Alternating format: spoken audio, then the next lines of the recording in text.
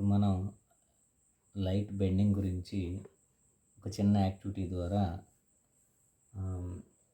చూడటానికి ప్రయత్నం చేద్దాము.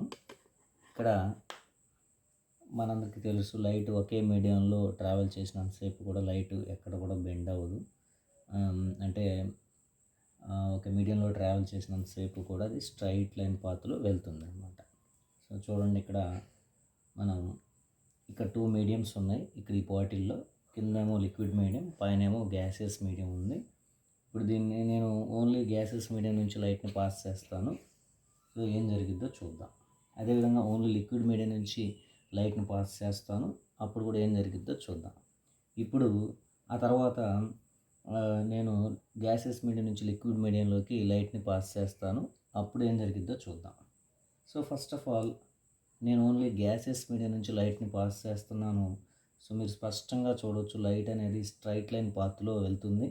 అంటే ఇక్కడ ఎక్కడ కూడా మీడియం అనేది చేంజ్ అవ్వట్లేదు. లైటు ఒకే మీడియంలో ట్రావెల్ చేస్తుంది కాబట్టి సో దాని యొక్క డైరెక్షన్ అంటే దాని స్పీడ్ చేంజ్ అవ్వదు, డైరెక్షన్ చేంజ్ అవ్వదు. సో రిఫ్రాక్షన్ కూడా జరగదు ఒకే మీడియంలో ట్రావెల్ చేసినంతసేపు కూడా. సో దాన్ని ఇక్కడ మీరు స్పష్టంగా గమనించవచ్చు, లైట్ అనేది స్ట్రైట్ లైన్ పాత్లో వెళ్తుంది. సో అదేవిధంగా మనకి ఇక్కడ కింద లిక్విడ్ మీడియం ఉంది. లిక్విడ్ మీడియంలో కూడా మనం లైట్ని చూడవచ్చు, స్ట్రైట్ లైన్ పాత్లో వెళ్తుంది, ఎక్కడ కూడా బెండ్ అవ్వట్లేదు. సో దాన్ని మనం స్పష్టంగా గమనించవచ్చు. ఇప్పుడు లైట్ని నేను గ్యాసెస్ మీడియం నుంచి లిక్విడ్ మీడియంలోకి పంపిస్తాను, ఏం జరుగుతుందో చూద్దాం. సో చూడండి జాగ్రత్తగా. సో ఏమవుతుంది, లైటు బెండ్ అవుతుంది. చూడండి, ఇంటర్ఫేస్ అంటాం దీన్ని. 2 మీడియమ్స్ని సపరేట్ చేసే ఈ బౌండరీని ఏమంటామంటే ఇంటర్ఫేస్ అంటాము. ఈ బౌండరీ దగ్గర లైట్ అనేది మనం క్లియర్గా ఇక్కడ చూడవచ్చు.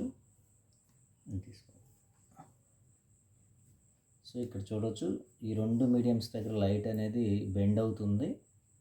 ఒకే మీడియంలో ట్రావెల్ చేసినంతసేపు లైట్ అనేది బెండ్ అవ్వట్లేదు. ఇక్కడ చూడండి జాగ్రత్తగా. అయితే మీడియం మారినప్పుడు మాత్రం లైట్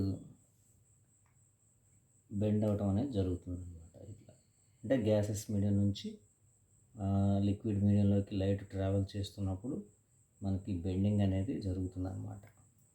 సో దీన్ని బట్టి లైట్ మీడియం మారినప్పుడు ఏమవుతుందంటే దాని స్పీడ్ చేంజ్ అవ్వటం వల్ల సో దాని డైరెక్షన్ అనేది మారుతుంది. దాని డైరెక్షన్ అనేది మారటం వల్ల అది బెండ్ అవుతుంది. సో ఆ విధంగా బెండ్ అవ్వటం వల్ల ఆ బెండ్ అవటాన్ని మనం రిఫ్రాక్షన్ అని చెప్పేసి పిలుస్తాం అన్నమాట. సో మనం ఒకసారి స్పష్టంగా మనం ఇక్కడ చూడవచ్చు, లైట్ మీడియం అనేది చేంజ్ అయినప్పుడు ఏ విధంగా బెండ్ అవుతుంది అనేది.